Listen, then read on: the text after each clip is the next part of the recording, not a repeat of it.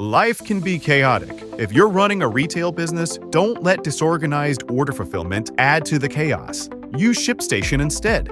With ShipStation, you never have to worry about shipping and fulfillment again. Whether you're running a business out of your garage or you have multiple warehouses, ShipStation is ideal for every phase of your business's growth. Save time with one login for all your stores and by automating repetitive tasks. Plus, you'll save money with the best shipping rates from global carriers. ShipStation's industry-leading features help you deliver a better customer experience. They'll get accurate and faster shipments along with automated tracking updates with your branding. And with up to 88% off UPS and USPS rates and up to 90% off FedEx rates, ShipStation is the fastest and most affordable way to ship.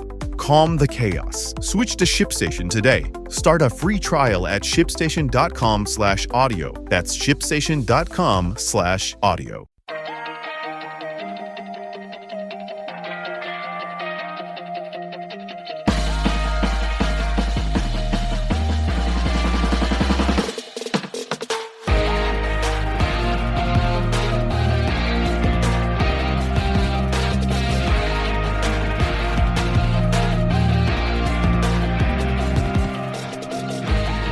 Welcome back to the second episode of Criminality. I am Rebecca Sebastian, joined once again, and as always, with my co-host, Melissa.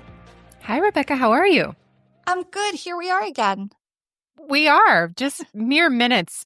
What's been 2 weeks feels like mere minutes to me. It's kind of like time right now in general. It's like, has it been minutes or days or a year? I don't know. My neck is telling me it's been years, but yeah, well, I kind of want to do this again, and it's my story time, and I can't wait to tell you my story because I loved being on the edge of my seat and hearing yours, but now I'm pretty pumped to tell you mine. I'm so excited. Can't wait. Okay. So what's funny is I think you and I agree that this podcast is supposed to be reality and true crime and pop culture. So it's naturally going to just be a little bit lighter because you and I spend a lot of time in the darker spaces of true crime with Moms and Murder and dialogue. And so that is very much my intention. And yet, for my first story, it's actually a quite intense crime, but it's not dark. And I don't think it's going to leave anyone feeling bad. So I've decided to go with it. And I'll tell you more precisely why. You kind of can't talk about reality TV or pop culture and not talk about Kim Kardashian. West. Totally. Which I'm still going to say West until we officially hear otherwise. So I know she's in the news right now for her likely divorce from Kanye, but that's not what we're talking about tonight. But I was thinking about Kim Kardashian and what a polarizing figure she is. And unlike many people, I am not like queen, slay Kim. Like, I don't adore her. I wish you would. Like, it'd be kind of fun. And I think unexpected for people if that's who I was. But I'm also not a Kim hater. Like, I'm not one of those people either that looks at them and is like, oh, they're so self-absorbed. Right. And all the terrible things people say about the Kardashians. I'm like oddly neutral about them, even though they are such polarizing people. I never watched Keeping Up with the Kardashians in sequence religiously, but I've watched enough of it to understand the concept, if you will, which I'll get to. But I understand who they are. And there's something I do a little bit appreciate about them. I mean, they're so family-oriented. I don't know. There's a lot you could say for or against Kim Kardashian and the clan, but that's not what the story is about. I chose this story because she is an icon of pop culture and reality, and this story just hit me because I realized I knew the vague outline of what happened and not the in and out details. And there's a lot of details, and I'm excited to share them with you. But before I do you have a feeling on Kim Kardashian? Like, where do you fall on the line? I'm very, if it's on and nothing else is on, I have it on. Or if I've seen like a special preview, they always get me on those like Twitter clips that are like 30 seconds of them fighting. I'm like, well, I have to see why they're screaming at each other. Yes.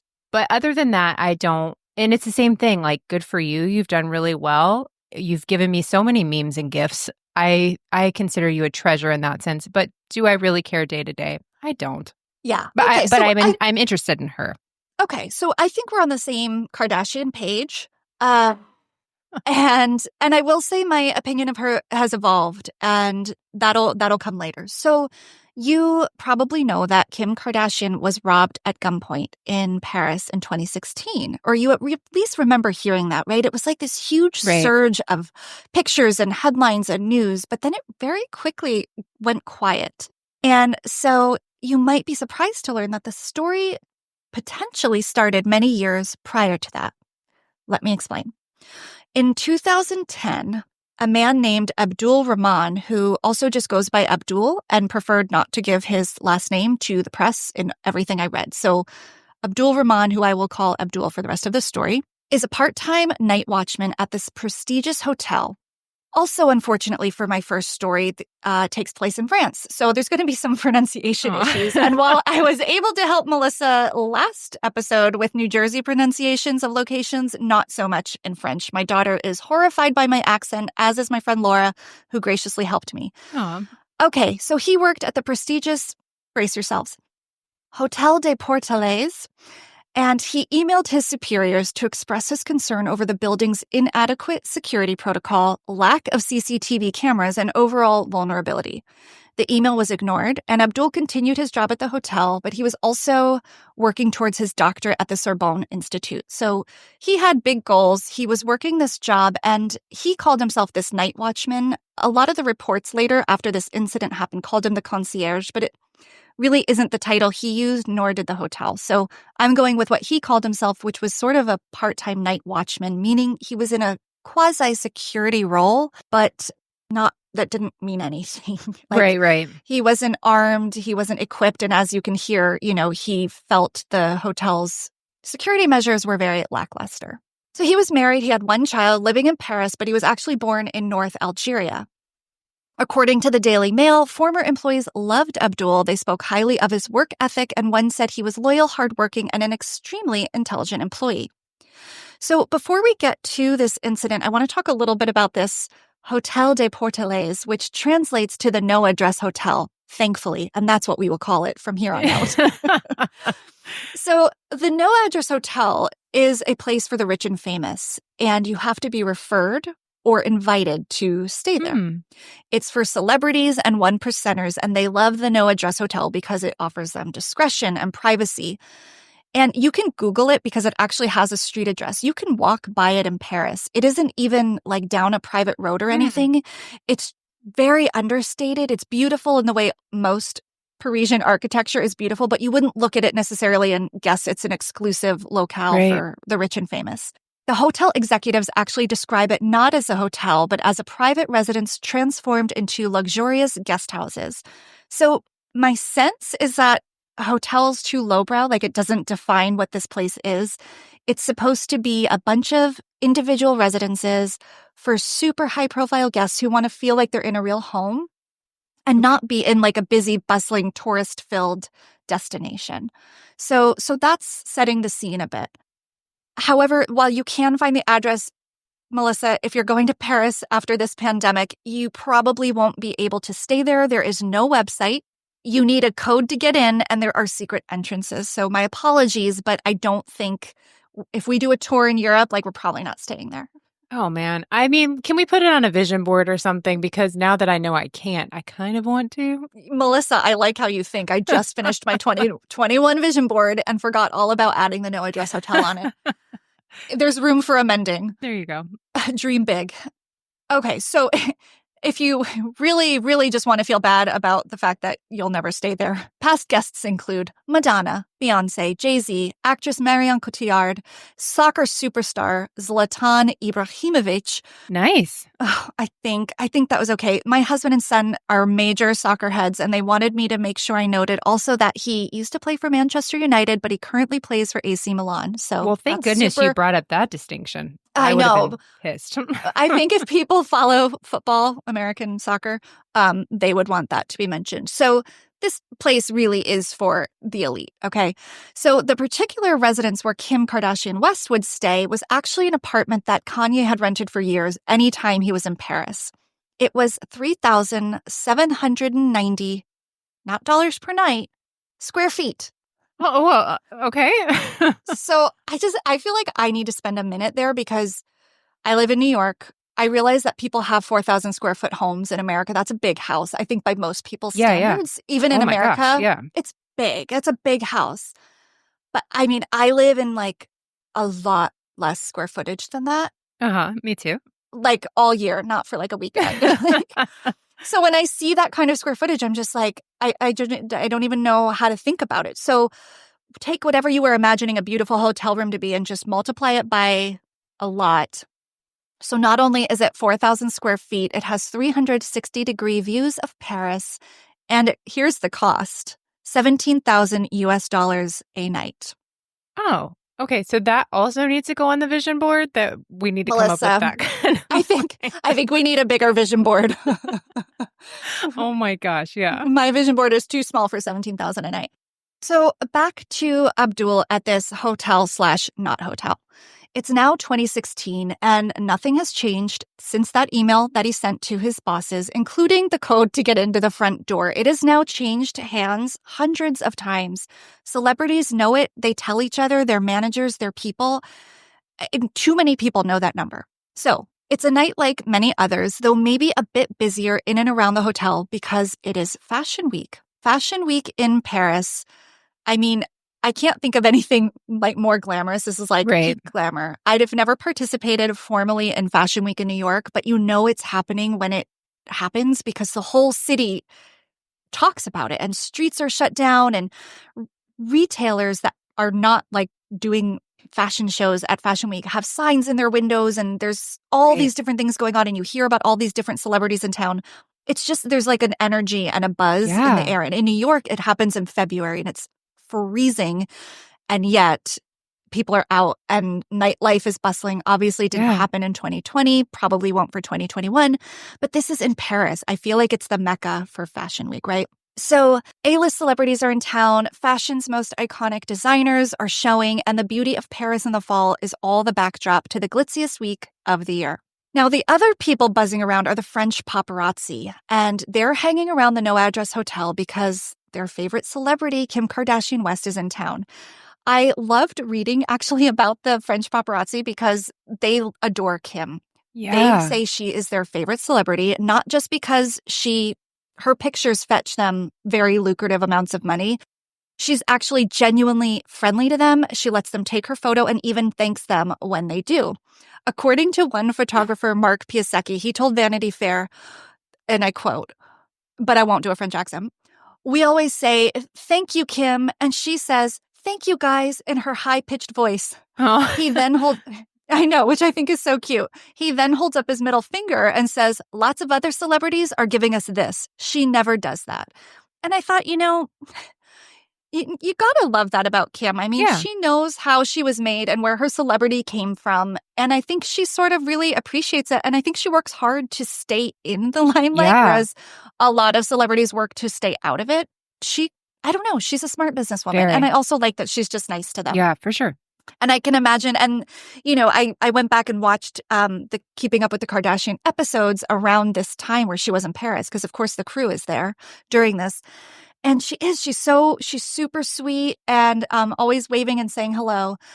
So it feels like a good time to talk about Kim and Keeping Up with the Kardashians, right? So 2007 is when the E! Network picked this show up. It was conceived by Ryan Seacrest, who was the original producer, still producing it, collaborating with Kris Kardashian, who felt like her family was watchable, that their family drama, their family love was something special that people might get excited about. And obviously, their instinct was spot on. And, I think now we have so many shows like this, like rich families behaving weirdly. Like that is something we're used to watching. But in 2007, it was pretty new.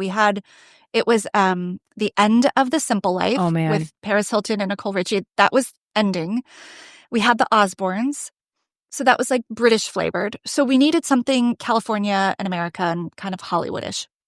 And by need, I mean demanded, wanted, craved. Didn't need it all. We watched it. Yeah. So it was created to be the, quote, new non-scripted family sitcom. And the series would eventually lead to numerous spin-offs, more than I realized. So here they are. Kourtney and Kim take Miami. Kourtney and Kim take New York. Khloe and Lamar. Kourtney and Khloe take the Hamptons. Dash Dolls. Rob and China, Life of Kylie, and probably most disappointing of all, Flip It Like Disick, which I never even heard of. That's all I want to watch now. I mean, Flip It Like Disick. It's catchy. Yeah. I mean, they took a marketing class for that one. They got it. Yeah. I think concise, to the point. Situations team maybe should get a little consulting from the Kardashian team.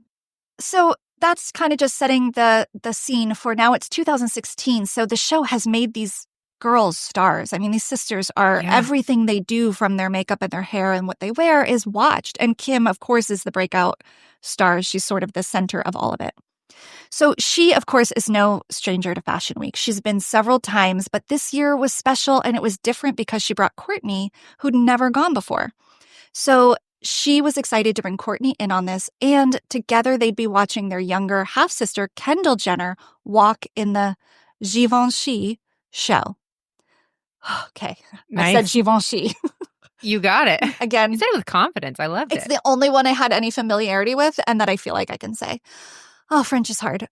Their mom, Kris Jenner, was also in town for the occasion. So like most things with the Kardashians, was a total family affair. She was also accompanied by her assistant, Stephanie Shepard, her stylist, Simone Harouche, and her bodyguard, Pascal Duvier. So she's got her family and her entourage. And this paparazzi group that I mentioned before, it's about a dozen or so photographers that followed Kim and her entourage all day, every day, from lunch to shopping to fittings to all the major fashion houses. So Kim and Kourtney were just sharing this experience together and having the time of their lives. And of course, like I said, the crew for Keeping Up with the Kardashians was there at every moment, filming. And in addition, Kim was posting on social media and posting highlights of the trip in real time, which will be important later. So it looked pretty amazing. And when you watch the show, at this point, it really is like, wow, I can't imagine anything that fabulous, frankly. I mean, it was just like glass of champagne after gown fitting and fancy dinner after the others. Just amazing. But on the evening of October 3rd, 2016, things would get very dark in the City of Lights. So I think it's important to understand the pace and the itinerary that Kim was maintaining. This is a quick, even just abbreviated itinerary of the days leading up to October 3rd for Kim. Okay. So September 29th, Kim and Co., I'm going to say Kim and Co. for her team, attended the Off-White show. So soon after that show, they sat front row at the Balmain show. That night, they attended the Balmain after party at Lulu's restaurant. The next day, September 30th, was just a casual night out at the Ritz-Carlton with model Jasmine Sanders, like one does. Mm-hmm. October 1st, Kim and Naomi Campbell go shopping at Hermes and Fendi. Again. Vision board. Yeah, all of this is vision board stuff. We have like a big girls' weekend planned. Like, expectations are high. Later in the evening, Kim celebrated Kendall's arrival with dinner at Kinu restaurant, which I didn't look up, but it's like fair to say, safe to say, probably very fancy and exclusive. Sure. Absolutely. Right? I think so. So finally, on Sunday, October 2nd, Kim and Kourtney watch Kendall walk in the Givenchy show, and then they attend a private dinner at designer Aaliyah's home. So Aaliyah's that designer that celebrities are always talking about, like, who's your gown by? And they're like, Aaliyah. Right. Aaliyah is a man. I thought you meant Ghost Aaliyah. I know. Was like, wait, oh my what gosh. year is this? Well, when you're Kim Kardashian, you can probably teleport to heaven for dinner. With Aaliyah. Yeah. but no, we're talking about the designer, and this dinner was at his home. It was in his kitchen, and I saw pictures of it, and it's in the episode. It could be the same square footage, the kitchen, as that hotel we talked about. Like, oh my gosh. Unbelievable kitchen, private chefs, like a 1-to-1, waiter-guest ratio type of thing. Speaking of kitchens, have you seen the video of Diane Keaton's kitchen? This is the most fun thing. She starts cooking something and she goes, hang on, I'm going to get a fork. Rebecca, she's gone for 45 seconds on the other side, and you hear her shuffling the whole way to get there and come back for a fork. It's insane and my favorite thing. I'm going to immediately look for that when we're done recording. Absolutely. I could cook an omelet, serve it, clean the dishes without like a full 360 turn in my kitchen. Like, I don't know how to emphasize this enough, like all that I could do, and I would never be out of camera shot.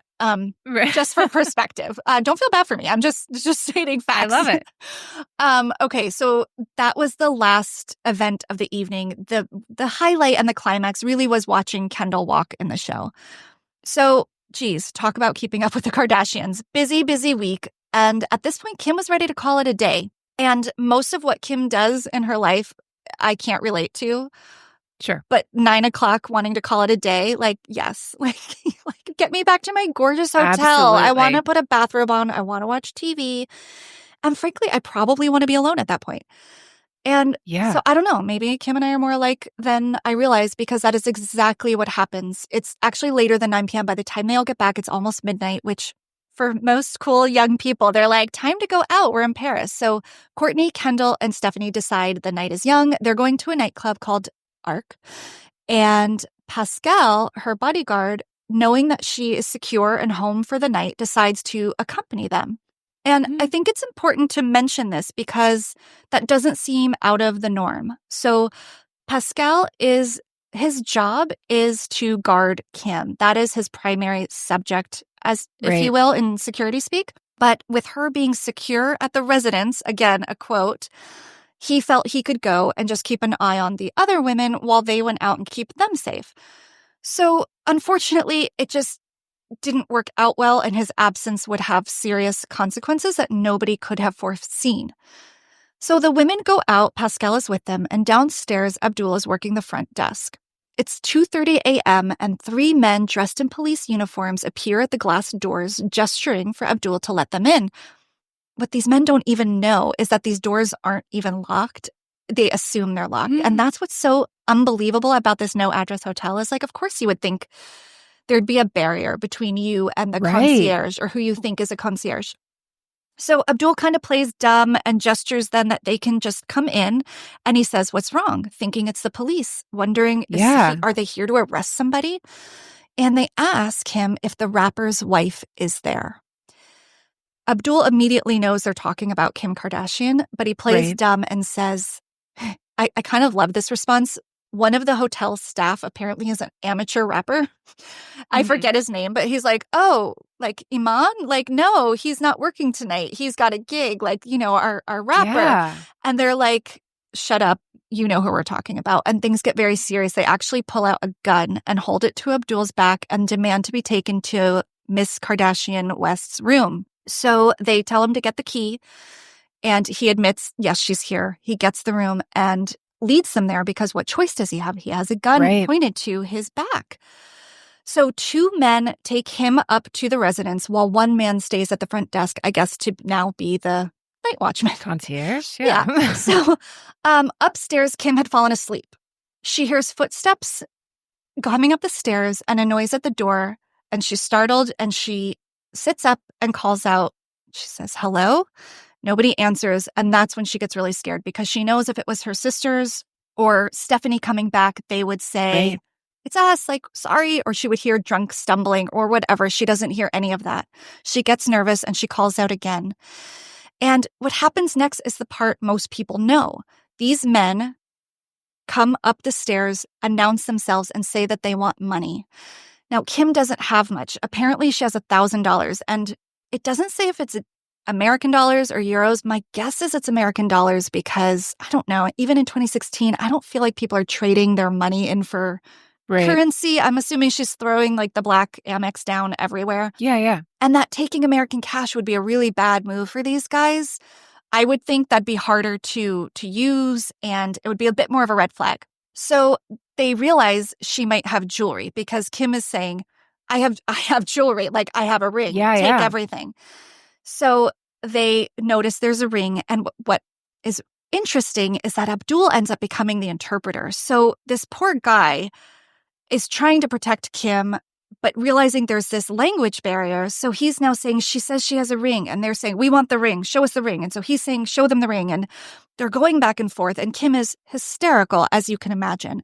So she gets a ring that she had put on her nightstand from a little Louis Vuitton like jewelry box she had.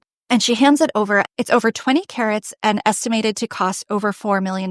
Now, it's not even her wedding ring or her original engagement ring. What I read seems to insinuate it was a second engagement ring from Kanye. Sure. Because why have one and why not? I mean, what a gesture. So it was a ring she prominently displayed on social media. And I think saying that might jog your memory. There's pictures of her with her finger up, and the ring is the size of half her finger.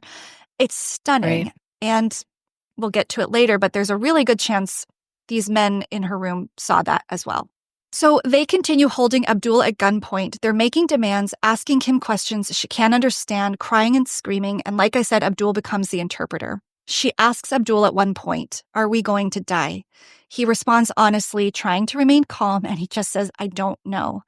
She's hysterical, and she tells them she has babies and a family and to please take everything. And this is when I think she's just crying too much and they're freaking out. And they realize she has a lot of jewelry, so they have more work to do. So they actually duct tape her mouth, her feet, and zip tie her wrists. Those are things I never knew about this at all. My understanding of this story was these guys come in, they take her stuff, they put her in another room, and that was kind of it. This is so terrible. I can't imagine all of this going on. And working with an interpreter who, it's not like your best friend, it's somebody you kind of know through this hotel, and just basically begging, "Are we going to die?" And him not even being able to say, "No, we're fine. They're just going to take your jewelry." He doesn't even know. He doesn't even know. I feel the same way. I feel like for some reason, the stories I read didn't include these details, which are really violent and serious. I mean, this is a really aggressive crime. And so she's having that experience in real time, as is Abdul. They're both just probably terrified. And I don't know, the scene is just so intense. Factor is back, and Melissa and I love when Factor sponsors the show because we both already subscribe to and love Factor meals. So if you're ready to optimize your nutrition this year, Factor has chef-made gourmet meals that make eating well easy. They're dietitian approved and ready to heat in just 2 minutes. So you can fuel yourself, feel great no matter what the day or life throws at you. Now, this was interesting. Based on a randomized controlled clinical trial with Factor Keto, people are losing up to 8 pounds in 8 weeks with the Factor Keto meal plan. Of course, this varies based on diet and exercise. There's over 40 meal options and 8 dietary preferences on the menu, so it's easy to choose meals based on your own goals. I choose Calorie Smart, and while they're only 400 to 600 calories, I feel full after every single one, so they're working great for me. Eat smart with Factor. Get started at factormeals.com/criminality50 off. Use code criminality50 off to get 50% off your box plus free shipping. That's code criminality50 off at factormeals.com/criminality50 off to get 50% off plus free shipping on your first box. Today's episode is sponsored by Acorns. You may have heard some financial advisors say, be bullish about investing, but I say be squirrelish. Let me explain. Squirrels spend a huge part of their lives stashing away their acorns. They have so many acorns, sometimes they have zero idea where most of them are. Now, I don't recommend losing track of your acorns or your assets, if you will. That's not the best financial strategy, but this next part is what I think is cool. Those acorns that the squirrel totally forgot about, some of them grow into oak trees, and those oak trees bear more acorns. Do you see where I'm going with this? That's why squirrels are living proof that anyone can be an investor, and that's why I love using acorns, because it is a not intimidating way to start saving and investing in my future. You don't need to be an expert. Acorns will recommend a diversified portfolio that matches you and your money goals. And now this is exactly why I started. You don't need to be rich. Acorn lets you get started with the spare money you've got right now, even if all you've got is spare change. That's what I do.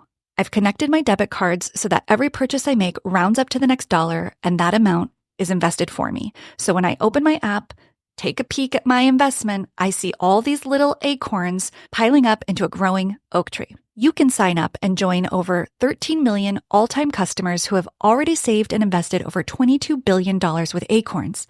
Head to acorns.com/criminality or download the Acorns app to get started. Paid client endorsement. Compensation provides incentive to positively promote Acorns. Tier 1 compensation provided. Investing involves risk. Acorns Advisors, LLC, an SEC-registered investment advisor. View important disclosures at acorns.com/criminality.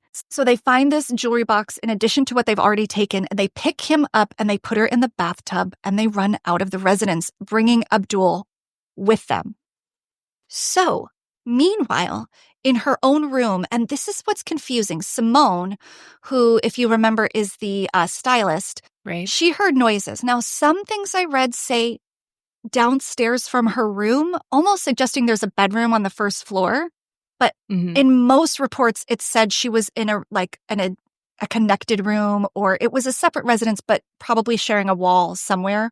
So she had heard something, heard noises coming from Kim's room that didn't sound right to her, called Pascal immediately. So while she's making the phone call to Pascal, Kim was able to free her hands from the zip ties amazingly. And she talks about this later and says, I don't think they were great criminals. And it seemed like the guy that did it was one of the younger ones. It just wasn't that tight because she was, without too much effort, able to get out of them. She ran to Simone's room. Also, I didn't mention this because I don't want to be gross, but she mentions it, so I think it's worth mentioning. When she fell asleep, she had nothing on except a white robe around her. So she had no pajamas on underneath. And just the vulnerability of that. And of course, worst case scenarios do go through Kim's head, and she talks about that. She tells her story on the Dave Letterman show. She tells it on Keeping Up with the Kardashian, and she definitely thought she was going to be attacked in a much worse way than she already was.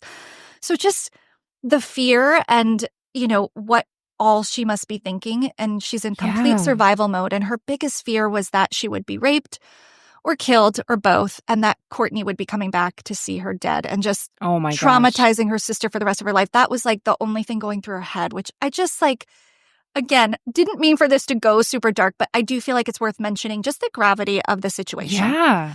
So she runs to Simone's room, and the men had also taken her phones. She had an iPhone and a BlackBerry. Shout out to Blackberries. They'd taken both. So by this time, Pascal had already headed back to the hotel. He was on his way. Meanwhile, in New York City, it's 9 p.m. This whole event was only 30 minutes long, which actually, now that I say that, probably felt like a lifetime. But it's around 9 p.m. and Kanye West is in the middle of a performance in Queens in New York City, which, just small world, I happen to be sitting in that borough as we talk. So there's footage of that moment, and Kanye is singing and the crowd's going crazy. And, someone from Kanye's team comes up to his ear. You see them whisper and you just see him say, "Family emergency, I'm sorry, I gotta go." And it just happens like that. And you hear everybody getting upset and booing. Oh my gosh. Of course, none of them knew what happened. And now just to see in that episode the juxtaposition of what's going on at 3 a.m. and what's going on at 9 p.m. in New York, I can't even imagine. Yeah.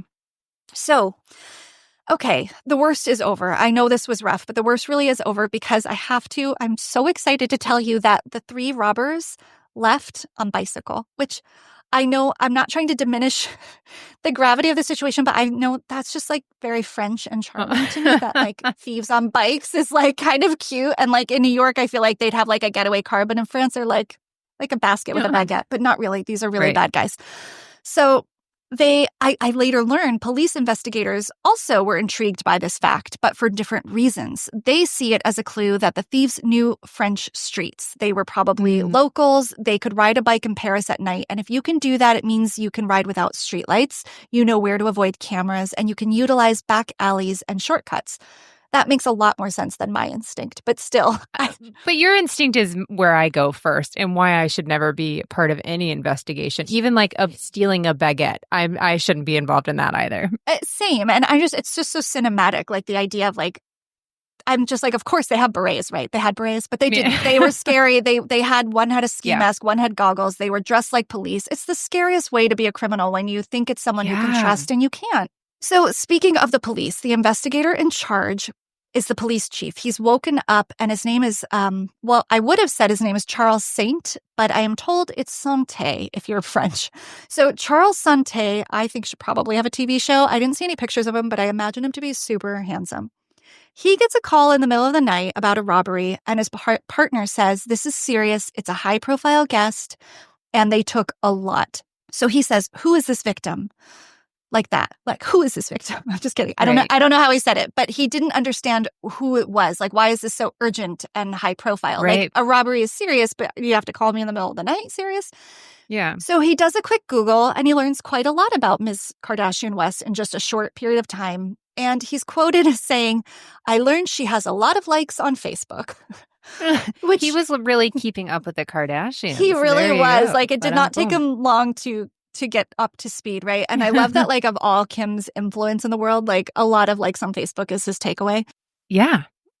So within this department, and this chief is part of this elite crime unit, the case was referred to L'Affaire Kardashian, or simply Ooh. Kim. So, I would go with Kim. I would too. And for the sake of this story, we will definitely refer to it as Kim. Kim. So what we learn happened to Kim is what they in France call a homejacking. We might call it a home invasion or a robbery. They call it a homejacking, and it's actually quite common in Paris. The tax rate is really high on luxury items, so a lot of people choose to keep their jewelry and even cash at home with them, wealthier people, rather, to avoid those penalties. Right. So usually, though, they're older victims, and guns are very rarely used. So what happened and the way it went down with Kim was actually a bit of an outlier because guns were used, and obviously she's not older. She was vulnerable, but not in the sense of the normal profile of a victim for these homejackings. Now, in later reports, our night watchman Abdul said that they entered the room wanting cash. Because Kim didn't have much, the jewelry became plan B. But that seems to contradict what the police think. They feel she'd been followed the whole time on foot and digitally on social media. And between both sources, these criminals knew exactly when she would be alone and would be vulnerable. So if you're anything like me, you might be wondering, what do they do with this now very hot, notorious bling, right? So glad you're wondering, because jewelry theft expert and author Scott Selby told Vanity Fair, which was my primary source reading, that typically thieves will bring these diamonds and jewelry to somebody they've already set up who is in on the crime but not at the scene actively robbing. They're kind of just, I don't know, a few blocks away, meeting them on bicycle, and they're called fencers. The fencer will take apart the jewelry and break it up into smaller stones. So Selby states that these jewels will likely be sold on the black market. They'll end up in Belgium's diamond district within 2 weeks, and they will probably change hands 5 times in 2 days, once in Belgium. And nobody will ever know. They could be on the fingers of Americans within 6 months to a year. So I don't know if you've been gifted a diamond in the last 5 years, but it very well could be a piece of that huge rock. Whoa. I know. So as for the larger stones, you tend to have 3 choices. This guy, Scott Selby, says you can hold on to it. You can try to find a buyer who's fine with it being stolen, which I would imagine is pretty hard. Or you can change the stones and make them unrecognizable because anybody in the trade would obviously know this is Kim Kardashian's diamond. Yeah. So back to the night of. So Kim gives her statement to the police. She cooperates fully, but leaves via private jet in the early morning hours. As you can imagine, she is very eager to get home to reunite with her family. The paparazzi, who don't know this has happened, show up at the no-address hotel that morning, expecting her, not exit, but entrance outside to go about her day. They're disappointed not only to find out her trip was cut short, but devastated when they find out what actually happened. And some of them even sent video messages to her and messages to the press of support. I mean, I know the paparazzi gets a bad name, but these guys genuinely seemed distraught over what happened to her and truly sorry for what happened. And I think that took priority over, any lost profits for them. Right. So I thought that was really sweet and interesting. So meanwhile, Kim is back in New York, reuniting with her family, which you see on the episode of Keeping Up with the Kardashians. And it is, I dare you not to cry, right? It's pretty... I have goosebumps just thinking about it. Yeah, I mean, if you even imagine being in the same situation, you can that's the feeling you get in that room. But meanwhile, the French police are like, we have to catch these robbers. And Abdul was really shaken up by the incident as well. He went back to Algeria after giving his statement because he just couldn't take the negative press and attention. He and Kim were accused of being in on the crime and that it was a hoax. Oh my gosh. And that happened right away. I mean, Kim is seen not long after the incident talking about a TMZ tabloid about it being a hoax and Kim in it for the insurance money. And oh my gosh. I mean, I know people have done worse for less, but like, I'm so frustrated by these allegations. Yeah. And Abdul, too, that he got dragged through the mud, that he was part of the criminal team because how else would these guys have gotten in? And he knew where they were staying and he gave them the key. But, you know, he felt he had no choice. So he went back to Algeria with his family to avoid the press. I don't want to say much more about the rumors because it's a well-documented crime and investigation. I read the translated French police reports. So it's just people on the internet piping up with theories because that's what people on the internet do. So I just wanted to mention it because it was a big part of the story that really impacted Abdul and Kim. Yeah. But she's got it, you know, it's different for her because she's still got her life and everything going on. But for him, that's going to be all that anyone's talking about. That's if one person believes this story that he's involved in it, everything's over for him. I feel terrible for both of them, but the hoax situation makes it so much more difficult on this guy with no press, with no security, people have to be out to get this guy. I can't imagine. No. Criminality is sponsored by BetterHelp. We talk a lot about red flags here on the show, and recognizing them is really important. But what about green flags? I'm in a transitional period in my life, and I've been thinking about how to identify green flags, actively practice them in my own relationships, and basically embody green flag energy myself. So whether you're dating, married, pursuing friendships, or just working on yourself, therapy is a great place to learn how to form relationships that love you back. And BetterHelp can help you do that. BetterHelp is fully online, making therapy affordable and convenient, serving over 5 million people worldwide. You can access a diverse network of more than 30,000 credentialed therapists with a wide range of specialties. You can easily switch therapists anytime at no extra cost. Visit BetterHelp.com/criminality today to get 10% off your first month. That's BetterHelp, HELP.com/criminality. No, you make a really good point. He was also, getting his PhD there. He had to give that up. He had to leave his job. He had so much more at stake in a way, right? I mean, thankfully, Kim made it out unscathed. And obviously now new measures were taken. So she's like back in her bubble. And he was really exposed. And I think people saw him as partially responsible. So yes, I feel really bad for him too. So about a month after the incident, Pascal reassigns himself to another family and he amicably parts ways with the Kardashian Wests. Kim and Kanye say there's no bad blood, and it was Pascal who decided this, feeling it was sort of necessary. I think he couldn't get past it almost more than they could, and just felt like I think everybody might need a fresh start here. Right. So Duvier actually had his own security company. It wasn't just him. He'd been in this business for 19 years. Also, the guy is huge. Like I don't know what you imagine when you imagine a celebrity bodyguard, but his arms are massive. He's just like the biggest dude.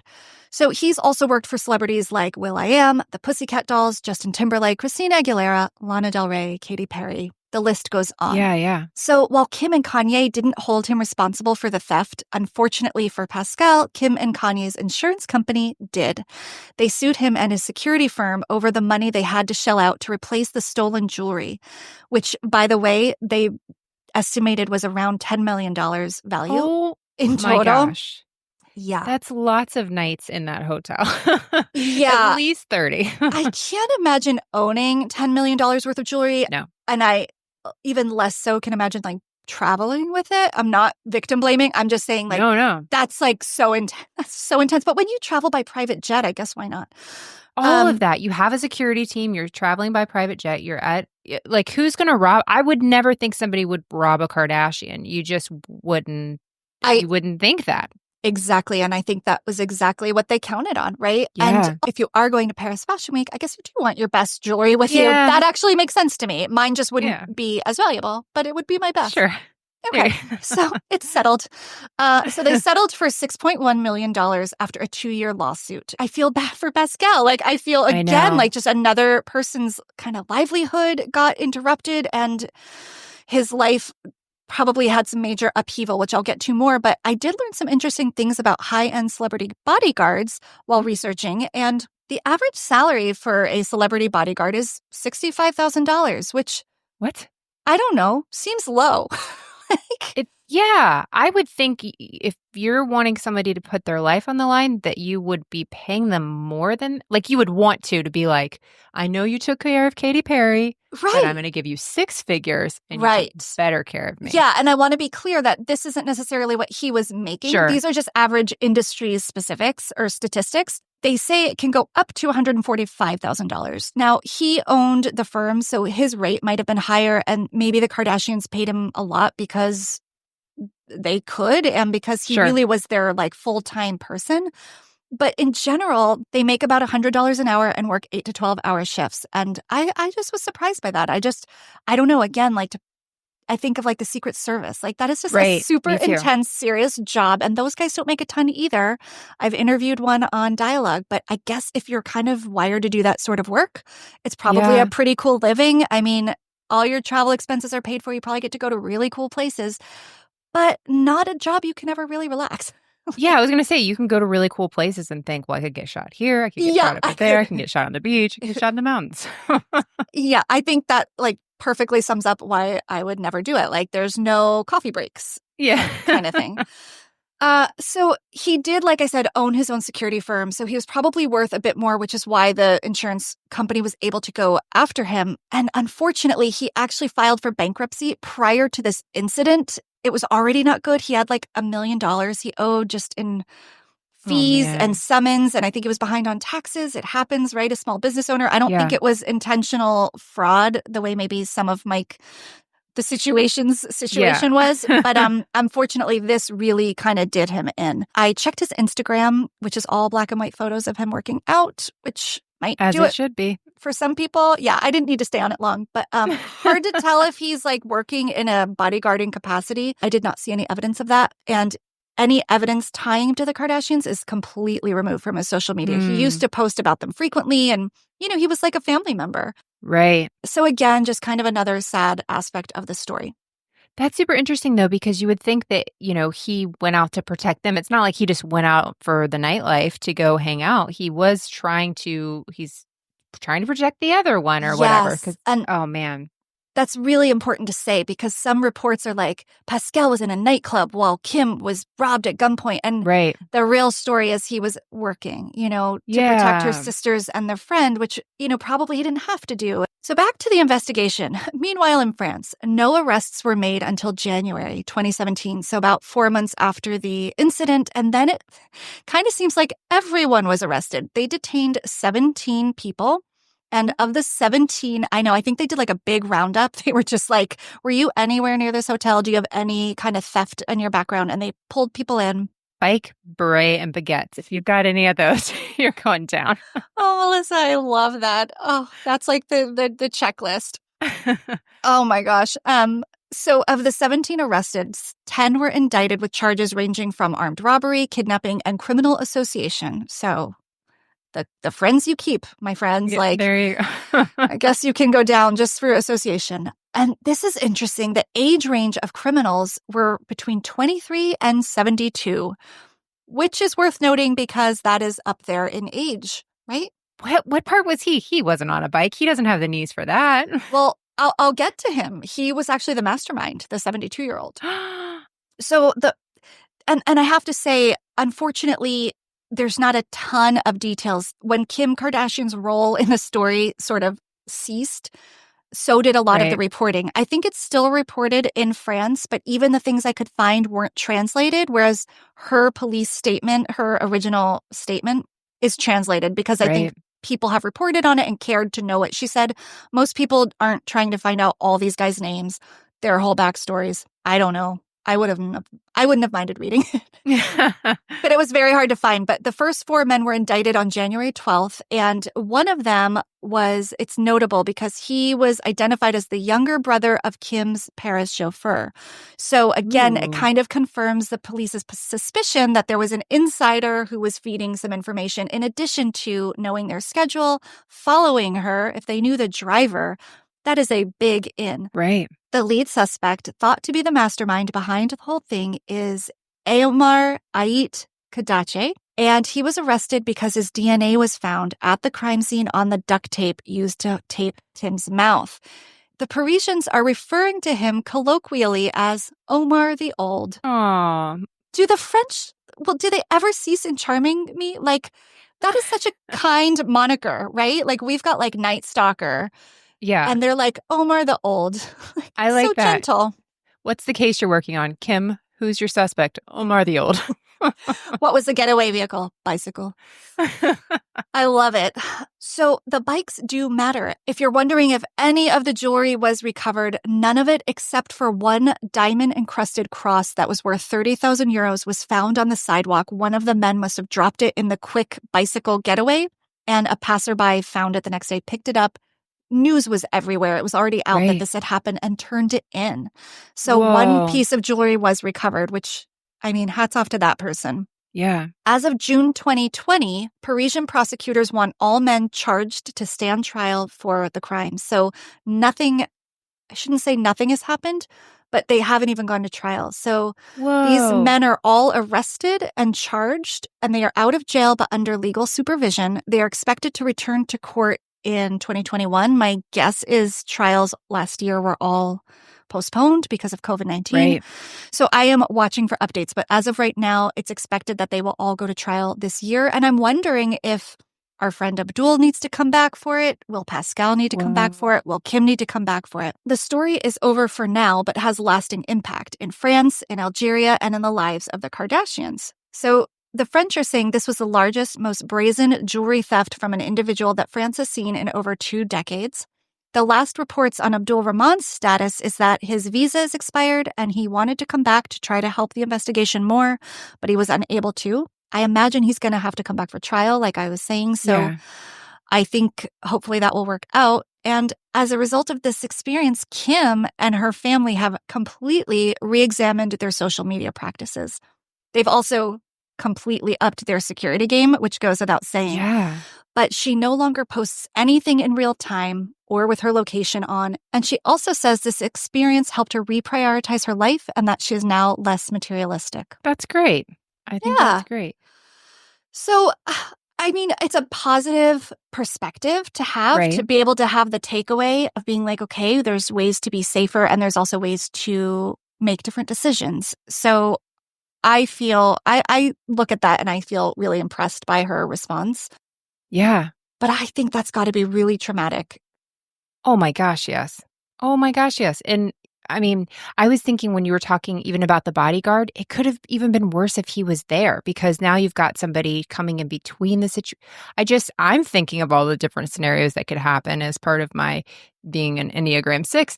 And I can't imagine actually being in that situation and playing out all those scenarios because it could have gone so many different ways. And not that what happened was good or great or okay or anything, but it was, for as terrible as it was not as terrible as it could have been, not taking anything from it whatsoever, because I cannot even imagine that kind of trauma going into it. But oh my goodness. No. You know what blows my mind though? I'll still see people posting in real time that they're gone on vacation. And that's where I'm like, what year are we in, guys? If you want to post that you're on a family vacation, do it 3 months from now or 3 months later. Don't do it while you're at the beach and people can easily find I don't get it. Like, this is a good lesson, I think, for all of us to be more aware. Yeah, I feel like that's one of the big takeaways in true crime. I mean, people who follow it are aware of this and are safety conscious, but I do get lax in it. Like, I won't add my location and live post things, but I will post a picture while at a location while I'm still there. So but I totally agree with everything you're saying, and I shouldn't. Yeah. I feel more like people going on vacation. I don't know. That's what I'm thinking whenever it's like you are clearly not home. In your home, right. Yeah. Yes. People can break into your house more so because we're not dealing with the things that she's dealing with if people know where your location is, if they could figure it out or whatever. But what she would be dealing with, obviously it's like the bling ring, that whole situation that happened, same idea, people just following their social media. And I'm glad people have learned. We're all learning from that. But man, I just had no idea about 95% of that. That's Neither amazing. did I. I had no idea it was so it was as scary as it was. And you're right. I mean, it really could have ended much worse. And it was already so bad. Quick fun fact that I couldn't find a place for in the story. Apparently, Robin Thicke was a guest at the hotel at the same time. And he came home in the wee hours of the morning that night, probably out clubbing at the same place. The blurred lines. Yeah, just right. I mean, what else would he be doing out in Paris? And he was made to wait outside the crime scene because of what happened. So he couldn't even get into the room and to his hotel. So that's just, I don't know if it's a fun fact, but it's a tidbit. And Jennifer Lawrence had stayed there just a few days prior.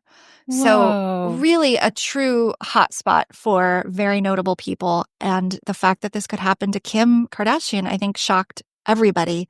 Yeah. And we all knew it happened, but we didn't all know what really happened. So that is what really happened. Whoa. Well, thank you for sharing that story. That was interesting and crazy and I don't know. I really just had no idea. So that was a lot to learn about. I really enjoyed that story. Your storytelling abilities. The story itself is pretty sad and it's a bummer for her, but I'm glad. I'm glad that they've made changes and we're all learning, right? We're all learning. Yeah. Hopefully it's a new day for all parties involved and things are on the up and up. Absolutely. Melissa, are you by any chance watching something? It's so funny you should ask because I'm definitely not. I'm taking a vow of silence after this. It's been a whole thing. That's unexpected. No, very. I'm definitely always watching something. So I'm going to give you a quick description of what I'm watching. It's also not reality. I thought I could pull reality, but for now, I'll give you a break. This is something else. So, quick-witted, poorly titled show about friendship in a cul-de-sac. Quick-witted, poorly titled show. Mm-hmm. Friendship in a cul-de-sac. Yeah. Oh my gosh, I want to get this so badly. Do you want another clue? Give me another clue, please. It was a show that ran on TBS. It was created by the guy who created Scrubs. The music is fantastic on this show, but most people did not give it a try. Oh my gosh, I loved Scrubs. I don't know who created it. It's not it's not Desperate Housewives. It's not, but it's starring, do you want to know who it's starring? Yeah, I need more. Okay. Courtney Cox. Oh, Cougar Town, yes. Yeah. I've never seen it. It's so funny. You can completely skip the first season, but it's very fast. Like Scrubs, very fast humor. Always has like a really nice, sweet moment in it. I've cried in that show so many times. There's a wedding scene that I like will still put on whenever I need to cry, where I'm just like, we'll watch it. I love scenes like that. Yeah, it's incredible. I love that show, and it's one of those that I forget about and then I come back to. And so my husband even likes it, and so I gave him that clue, by the way, and he said "Perfect Strangers," and I was like, "Why are you even watching this?" Don't know him, already love him. Yeah. No, that was a really good one. Sorry I didn't get it. I hope you're good. People listening weren't going crazy and screaming at me, or maybe I hope they were. That would have been fun. I am also watching something, and I would like for you to guess. Okay. Newer show. The experience feels like The Real Housewives if they were actually wealthy, billionaire status, excess in Los Angeles. Bling Empire. You got it. Yes. Oh my gosh. Have you started it? Yes. I am really loving it. I didn't even think I would. It was one of those Netflix suggestions and you're like, oh, okay, fine, I'll check it out. And it's nonsense. And what is the guy's name who he's adopted? He's a model. Kevin is so beautiful to look at, but he is exquisite. He is. I'm like, there's no way you've even had salt. I don't understand your body. His face, his body. His face, yes. He is so good looking, but unattractive, right? Because he talks. And it's just like, the second he opens his mouth, you're like, you sweet, stupid man. Please keep your mouth closed and take your shirt off. Thank you. Yes, exactly. I have theories that he's not as dumb as he's trying to sound. I think he's playing a bit of a role. Fine. But yeah, I know. Just as long as you stay on camera, it's totally going to be okay. I can't figure the through line out in this show. No idea. Don't understand how they're all connected. Mm-mm. I, like you, was reluctant to watch, but I'm not turning back now. It's a beautiful show with beautiful people, interesting characters. Yeah. It feels like there's been more in 3 episodes than there has been in a full season of some of the Housewives franchises. Real Housewives of Beverly Hills. I know who you're talking about. They are just not bringing it. No, I love this show. And then what's going on with Red Power Ranger guy? He's terrifying me. Oh my gosh. And also, why does he look so different in his confessional, or I don't know what it's called, but in his like on-camera moment than when he does filming? He looks like 2 different people. He does. And I think that's why he's been hired on things, because if he looked like he did in normal everyday stuff, he looks terrifying. He's just a scary. Oof. Yeah, I'm nervous about that relationship. If people haven't watched yet, I really think it's a fun show to start. It is. And I'm really impressed at kind of the real life experiences they're filming. I mean, we saw a birth. Yes. We saw this really moving, I don't know what you would call it, this little ritual for one of the cast members' moms who passed away. Like, that just was very touching and like real. I don't know. Things, I mean, there's like some weird manufactured moments, I think, but some of it feels really pure. I'm in it. I know, me too. I just had no intention of it. And my husband's like, what are you watching? I'm like, don't even bother. Just let's not talk about it. You're not going to want to watch this.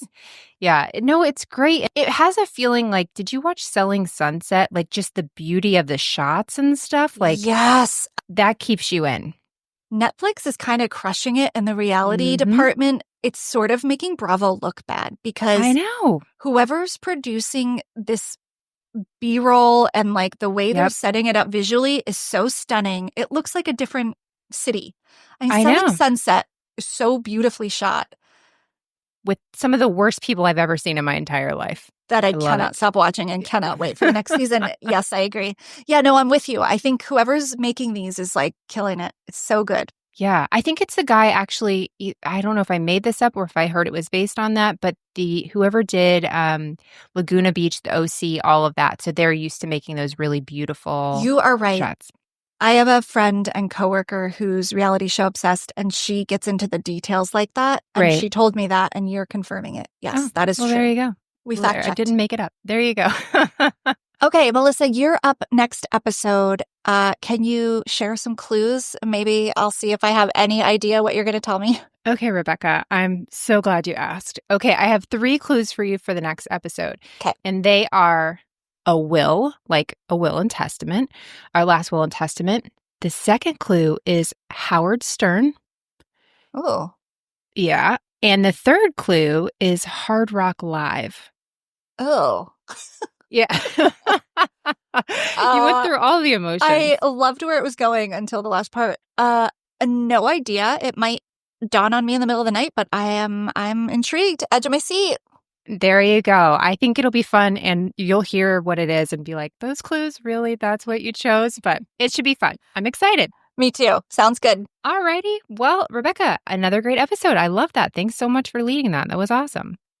Yeah, you're welcome. It was super fun, and I can't wait to hear yours next episode. Yay. Have a great week, everyone. Bye.